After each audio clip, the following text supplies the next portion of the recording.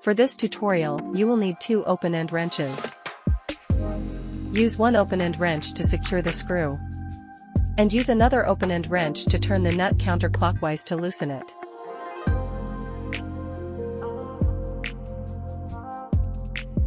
After loosening, the saddle can be removed or installed.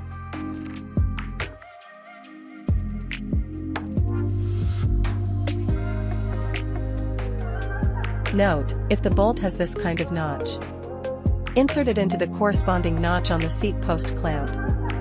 If the notch is not aligned, the screw will rotate along with the nut when tightening.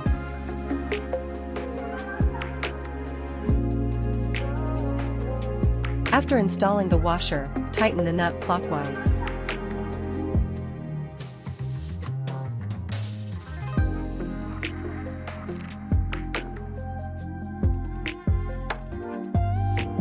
If the screw has no protrusion, you need to hold it steady with one wrench, while tightening the nut with another.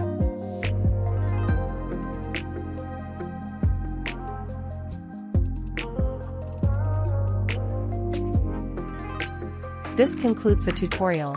If you have any questions, please feel free to contact us.